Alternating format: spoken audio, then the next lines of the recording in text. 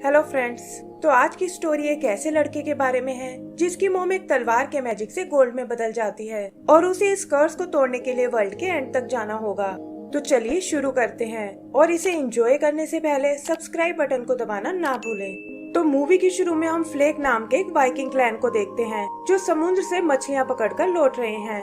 इनका लीडर है हेलवर्ड नाम का एक वाइकिंग जिसे ये बोरिंग काम बिल्कुल पसंद नहीं है और वो चाहता है कि लाइफ में कुछ एडवेंचर और डेयरिंग होना चाहिए। तभी वो सामने से एक पायरेट शिप को आते हुए देखते हैं जिसका लीडर स्वैन नाम का एक बारबेरिक वाइकिंग है और वो हेलवर को फिशिंग करते देख उसका बहुत मजाक उड़ाता है। हेलवर भी शायद इसी मौके की तलाश में था और वो गुस्से में स्वैन की शिप पर अटैक कर देता है। लड़ाई के दौरान स्वैन की एक मैजिकल तलवार उछलकर हेलवर की शिप पर आ गिरती है जिसके साथ एक गिलहरी भी है और हेलवर स्वैन को सबक सिखाने के लिए तलवार को अपने कबीले में ले आता है। कबीले में हम उसके बेटे विक को देखते हैं जो खुद भी अपने डैड की तरह एक वाइकिंग बनना चाहता है और उन्हें इम्प्रेस करने के लिए आए दिन नए नए एक्सपेरिमेंट करता है। यहीं हम विक की मोम इलिया को देखते हैं जो हेलवर के खाली हाथ आने से बहुत नाराज है और उसे खुश करने के लिए हेलवर उसे वो मैजिकल तलवार दिखाता है, लेकिन इलिया इससे बिल्कुल इम्प्रेस नहीं होती और हेलवर भी उस तलवार को वहीं छोड़कर चला जाता है। विक अपनी फ्रेंड मारिया के साथ उस तलवार को चेक करने आता है और देखता है कि वो गिलहरी उससे दूर जाने को बिल्कुल तैयार नहीं है। अगले दिन कबीले में एक कंपटीशन रखा जाता है जिसे जीतने वाले को हेलवर के क्रू में शामिल किया जाएगा और विक और मारिया भी वहां अपना चांस लेने आए हैं। मारिया अपनी स्किल से सबको बहुत इम्प्रेस करती है और फिर बारी आती है विक की, लेकिन इससे पहले कि वो अपना निशाना लगा पाए एक दूसरा तीर आकर निशाने को भेद देता है। पता चलता है कि एक दूसरे फेमस वाइकिंग का बेटा लीफ है जो यहाँ हेलवर के क्रू में शामिल होने आया है और हेलवर भी खुशी खुशी उसे एक्सेप्ट कर लेता है और कहता है कि मैं लीफ को इस टूर्नामेंट का विनर घोषित करता हूँ। विक उनसे अपनी टर्न के बारे में पूछता है, लेकिन हेलवर ये कहकर मना कर देता है कि तुम और प्रैक्टिस करके अगले साल ट्राई करना, और इससे विक का दिल टूट जाता है। शाम को वो लीफ के लिए एक पार्टी अरेंज करते हैं, लेकिन विक इसमें बिल्कुल इंटरेस्टेड नहीं होता और अकेला बैठकर उस तलवार को एग्जामिन करने लगता है। हेलवर उसे वो तलवार लीफ को दिखाने को कहता है, जिस पर लीफ बताता है कि ये तो एसगार्ड के राजा ओडिन की तलवार है और कहा जाता है कि ये किसी भी चीज को सोने में बदल सकती है। हेलवर इसे यूज करने का तरीका पूछता है, लेकिन लीफ उसे छूने से मना कर देता है और कहता है कि ये तो आपको खुद ही ढूंढना होगा। तब विक उन्हें बताता है कि तलवार के ब्लेड पर कुछ निशान बने हुए हैं जिसके अकॉर्डिंग उन्हें तलवार को 8 की शेप में घुमाना होगा और फिर उनके चुटकी बजाते ही ये काम करने लगेगी। फिर वो उन्हें इसका एक डेमो दिखाता है और उसके चुटकी बजाते ही तलवार से निकली पावर एक चिकन को गोल्ड में बदल देती है। ये देखकर तो सबके होश उड़ जाते हैं और हेलवर कहता है कि अब तो वो यहाँ का सबसे अमीर आदमी बन जाएगा। इसके बाद वो एक एक करके चीजों को गोल्ड में बदलने लगता है और इसी जल्दबाजी में वो इस पावर का यूज अपनी वाइफ पर कर देता है जिससे वो एक गोल्ड स्टैचू में बदल जाती है। विक ये देखकर रोने लगता है और हेलवर को भी अपनी गलती का एहसास हो जाता है, लेकिन अब बहुत देर हो चुकी थी। तब लीफ उन्हें तलवार की स्टोरी बताता है कि इसे ओडिन ने अपने बेटे लोकी के लिए बनाया था और यह एसगार्ड के बाहर किसी भी चीज को सोने में बदल सकती थी। लेकिन लोकी और उसका भाई थोर आपस में लड़ते रहते थे और इससे नाराज होकर ओडिन ने लोकी को एसगार्ड से बैनिश कर दिया। उसने लोकी की सारी पावर्स छीन ली और उसे वॉर्न किया कि जब तक वो अपना नेचर ठीक नहीं कर लेता तब तक वो इस तलवार को नहीं छू पाएगा, और तब से लोकी को किसी ने नहीं देखा। विक पूछता है कि इससे भला मेरी मोम के ठीक होने का क्या कनेक्शन है, और तब लीफ उन्हें इस कर्ज को तोड़ने का तरीका बताता है। इसके लिए उन्हें एक ऐसे आइलैंड तक जाना होगा जो अर्थ और हेवन की बाउंड्री पर बना हुआ है और वहाँ एसगार्ड जाने के लिए एक सीक्रेट रास्ता है जिसे सब लोग बिटफ्रोस्ट के नाम से बुलाते हैं। उन्हें इस तलवार से उस जगह को एक्टिवेट करना होगा जिससे तलवार की पावर्स खत्म हो जाएंगी और इलिया वापस अपने असली रूप में आ जाएगी। हेलवर ये सुनकर एक्साइटेड हो जाता है, लेकिन लीफ बताता है कि ये करने के लिए उनके पास बस 4 दिन का वक्त है, वरना तलवार का कर्ज परमानेंट हो जाएगा। एक आदमी उस आइलैंड तक जाने का रास्ता पूछता है और लीफ बताता है कि मैं वहां जाने में तुम्हारी मदद कर सकता हूँ। विक भी उनके साथ आना चाहता है, लेकिन हेलवर इसके लिए मना कर देता है और कहता है कि तुम अभी इस जर्नी के लिए बहुत छोटे हो। सुबह वो एक बोट लेकर उस आइलैंड के लिए निकल पड़ते हैं और पता चलता है कि विक और मारिया भी छुपकर बोट पर आ गए हैं, जिनके साथ वो गिलहरी भी है। तभी हम स्वैन और उसके पायरेट्स को आते हुए देखते हैं, जिसकी नजर इलिया के उस गोल्ड स्टैचू पर पड़ती है और वो समझ जाता है कि हेल्वर ने तलवार को यूज करना सीख लिया है। जल्दी ही दोनों ग्रुप के बीच लड़ाई शुरू हो जाती है और इसी चक्कर में विक और मारिया पायरेट्स के हाथ लग जाते हैं। स्वैन बच्चों के बदले हेल्वर को ब्लैकमेल करता है और हम देखते हैं कि उसने हेल्वर के ग्रुप को एक आइलैंड पर छोड़ दिया है और खुद तलवार और स्टैचू को लेकर वहाँ से निकल गया है। विक इन सब के लिए खुद को जिम्मेदार मानता है, लेकिन मारिया कहती है कि तुम्हें एक बार अपने डैड से बात कर लेनी चाहिए। विक भी कुछ सोचकर अपने डैड से बात करने जाता है, लेकिन हेल्वर उसकी एक नहीं सुनता और कहता है कि इसीलिए मैं तुम्हें अपने साथ नहीं लाना चाहता था, क्योंकि तुम एक वाइकिंग बनने के बिल्कुल लायक नहीं हो। तब लीफ उसे समझाता है कि विक एक बहुत ही समझदार लड़का है और तुम्हें एक बार उसकी बात सुन लेनी चाहिए। विक भी कुछ सोच कर एक आइडिया निकालता है और हम देखते हैं कि उसने एक पेड़ और क्रू के कपड़ों से एक बोट बना ली है और वो सब उसे लेकर पायरेट्स का पीछा करने लगते हैं। इधर स्वैन अपने लोगों के साथ एक पायरेट क्लब में आता है और कहता है कि अब हम कुछ दिन यहाँ आराम से गुजार सकते हैं। वहाँ वो क्लब के मालिक टेरी से मिलता है, जिससे उसने काफी उधार लिया हुआ है और कहता है कि आज मैं सारा हिसाब चुकता करने आया हूँ। टेरी भी इतने सारे गोल्ड को देखकर खुश हो जाता है और कहता है कि इससे तो तुम ये पूरा क्लब खरीद सकते हो। स्वैन, जो अब तलवार को यूज करना सीख चुका था, अपने लोगों के लिए ढेर सारा गोल्ड बनाता है और कहता है कि अब हम यहाँ के सबसे अमीर पायरेट्स हैं। उधर विक और उसके साथी भी क्लब तक पहुँच जाते हैं, लेकिन देखते हैं कि वहाँ की सिक्योरिटी बहुत ही टाइट है। तभी विक एक डांसिंग ग्रुप के कॉस्ट्यूम्स को देखता है और वो सब उनका रूप लेकर अंदर पहुँच जाते हैं। स्वैन को लगता है कि ये सब शायद टेरी ने अरेंज किया है और टेरी भी इस मौके का फायदा उठाता है और कहता है कि इसके बदले तुम्हें स्टैचू का एक टुकड़ा मुझे देना होगा। स्वैन उसकी बात मान जाता है और विक देखता है कि एक आदमी उसकी मॉम के स्टैचू को अंदर ले जा रहा है।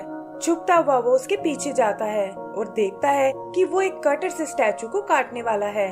वो एक गोल्ड ब्रिक की मदद से उसे रोक लेता है, लेकिन खुद उस आदमी के हाथों पकड़ा जाता है। इधर डांस करने के बहाने हेल्वर स्वैन से वो तलवार चुरा लेता है, लेकिन उनका ये ड्रामा ज्यादा देर तक नहीं चल पाता और स्वैन को उनकी सच्चाई का पता चल जाता है। हेल्वर के लोग वहाँ तबाही मचाने लगते हैं और जल्दी ही वो क्लब टूटकर नष्ट हो जाता है। फिर वो लोग अंदर विक की मदद करने आते हैं और मिलकर उस आदमी को ढेर कर देते हैं। आगे वो एक बोट लेकर वहाँ से भाग निकलते हैं और जाते जाते स्वैन की बोट को भी डिसेबल कर देते हैं ताकि वो उनका पीछा ना कर पाए। इसी तरह चलते हुए उन्हें काफी दिन बीत जाते हैं और मौसम भी बदलना शुरू हो जाता है। ठंड से उनकी बॉडी जमने लगती है और उन्हें कोई आइडिया नहीं होता कि वो अपनी मंजिल तक कब पहुँचेंगे। विक नोटिस करता है कि वो गिलहरी लीफ को बिल्कुल पसंद नहीं करती और उसे भी लीफ के इरादों पर शक होने लगता है, लेकिन मारिया उसे समझाती है कि ये सब तुम्हारे मन का वहम है और लीफ तो असल में हमारी मदद कर रहा है। तभी वो देखते हैं कि आगे तो हर जगह आइस जमी हुई है और लीफ बताता है कि हमें कैसे भी करके इसे जल्दी से पार करना होगा, क्योंकि यहाँ 3 बड़ी बड़ी लहरें आने वाली हैं। वो लोग पीछे के रास्ते से जाने की सोचते हैं, लेकिन देखते हैं कि पीछे से तो स्वैन आ रहा है जो उनसे अपनी तलवार वापस पाना चाहता है। तभी समुद्र में वो लहरें उठने लगती हैं और विक कहता है कि हम इसके करंट को अपने फायदे के लिए यूज कर सकते हैं। लीफ भी उसकी बातों से एग्री करता है और वो बोट लेकर सीधा उस लहर की ओर जाने लगते हैं। लहरों की ढलान से उनकी स्पीड और तेज हो जाती है और विक अपने एक्सपेरिमेंट की मदद से बोट को स्टीयर करने में हेल्वर को सपोर्ट करता है। तभी वो एक और बड़ी लहर को आते हुए देखते हैं जो दोनों मिलकर एक टनल बना लेती हैं और वो सब इस मैजिकल रास्ते से होते हुए आगे बढ़ने लगते हैं। फिर फाइनली उनका सामना उस तीसरी लहर से होता है, लेकिन वो उन्हें उछालकर आसमान की ओर फेंक देती है। जागने पर वो देखते हैं कि वो लोग उस आइलैंड तक आ पहुँचे हैं और लीफ उन्हें बताता है कि दरवाजे के खुलने का टाइम हो गया है और उन्हें जल्दी से तलवार को ऊपर ले जाना होगा। हेल्वर विक और मारिया से आगे जाने को कहता है और बताता है कि हम तुम्हारी मॉम को लेकर पीछे आ रहे हैं। मारिया अपने एरो से दीवार पर रास्ता बनाती है, जिससे विक और लीफ ऊपर चढ़ने लगते हैं, लेकिन वो खुद एरो टूटने के कारण पीछे रह जाती है और उधर हेल्वर भी अपने दोस्तों के साथ ऊपर जाने की तैयारी करता है। ऊपर विक लीफ को फॉलो करता है और देखता है कि वहाँ दीवारों पर अजीब से निशान बने हुए हैं।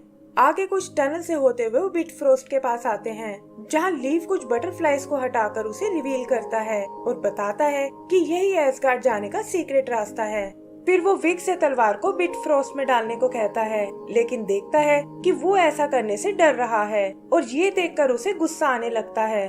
तभी अचानक वो विक को आगे की ओर धकेलता है, जिससे वो तलवार सीधा बिटफ्रोस्ट में जा गिरती है और विक देखता है कि उसकी पावर से वहाँ एक पोर्टल बनना शुरू हो गया है।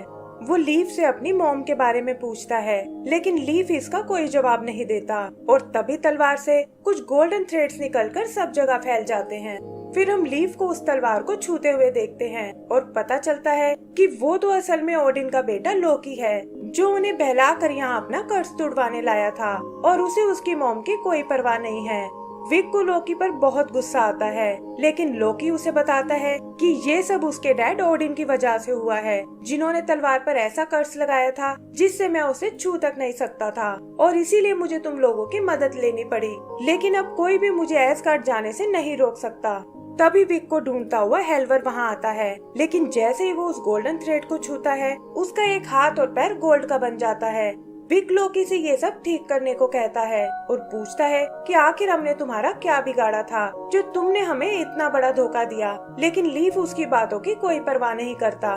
तभी विक की नजर उस गिलहरी पर जाती है और उसे याद आता है कि शुरू से ही हैमर यूज करने में वो बहुत माहिर थी और यहाँ तक कि तलवार की पावर का भी उस पर कोई असर नहीं हुआ था। तभी अचानक उसे एक आइडिया आता है और वो उस गिलहरी को उठाकर उस बिटफ्रोस्ट में फेंक देता है। लोकी को उसकी बेवकूफी पर बहुत हंसी आती है, लेकिन तभी वो देखता है कि गिलहरी अचानक से थोर में बदल गई है, जिसे खुद भी ओडिन ने अर्थ पर भेज दिया था। थोर बताता है कि इसीलिए मैं इस तलवार को फॉलो कर रहा था, क्योंकि मैं जानता था कि एक दिन ये मुझे तुम तक जरूर पहुंचा देगी। फिर हम उन दोनों को आपस में लड़ते हुए देखते हैं, जहां थोर धोखे से उसकी तलवार को दूर उछाल देता है और वो सीधा नीचे वोल्केनो में जा गिरती है। तलवार के नष्ट होते ही उसका कर्ज भी टूट जाता है और लोकी को ये देखकर बहुत गुस्सा आता है। तभी उन्हें ओडिन की आवाज आती है, जो कहता है कि मैं तुम दोनों की लड़ाई से तंग आ चुका हूँ और अब तुम्हारा फैसला एसगार्ड में जाकर होगा। फिर वो उन दोनों को अपने साथ वापस ले जाता है और उनके जाते ही वो जगह ढहने लगती है। उधर हेल्वर के साथी अभी भी उस स्टैचू को ऊपर नहीं ले जा पाते और तभी उनके पास एक गोल्डन बॉल आकर गिरती है और वो समझ जाते हैं कि स्वैन यहाँ तक आ पहुँचा है। विक और उसके डैड भी लोकी की शील्ड लेकर वहाँ से बच निकलते हैं, लेकिन देखते हैं कि स्वैन ने उनके साथियों को पकड़ लिया है। विक उसे अपनी फैमिली से दूर रहने को कहता है, लेकिन स्वैन को तो बस उस तलवार की पड़ी हुई थी। तभी वो देखता है कि ये जगह ज्यादा देर तक नहीं टिक पाएगी और वो इलिया के स्टैचू को लेकर वहाँ से जाने लगता है। विक अपने डैड को होश में आने को कहता है और बताता है कि आप एक वाइकिंग होकर हार नहीं मान सकते। उधर स्वैन देखता है कि उसकी गोल्डन बॉल अचानक से बदलना शुरू हो गई है, जिसका मतलब कर्ज का असर अब खत्म हो चुका है। विक भी ये बात नोटिस करता है, लेकिन तब तक बहुत देर हो चुकी थी और हेल्वर पागलों की तरह स्वैन के ग्रुप पर टूट पड़ता है। स्वैन अटैक करने के लिए अपनी आयरन बॉल निकालता है, लेकिन पीछे से इलिया उसे नॉकआउट कर देती है, जो कर्ज के हटने से अपने असली रूप में वापस आ गई है। विक अपनी फैमिली से मिलकर बहुत खुश होता है और कहता है कि मेरे डैड दुनिया के सबसे पावरफुल वाइकिंग हैं। फिर हम उन्हें वापस अपने कबीले की ओर जाते हुए देखते हैं और हेल्वर अनाउंस करता है कि विक अब उनके क्रू का एक पार्ट बन चुका है। विक भी ये सुनकर बहुत एक्साइटेड होता है और इसी के साथ हमारी ये मूवी खत्म हो जाती है। तो दोस्तों, अगर आपको ये मूवी पसंद आई हो तो प्लीज हमें लाइक एंड सब्सक्राइब करना ना भूलें। Thank you.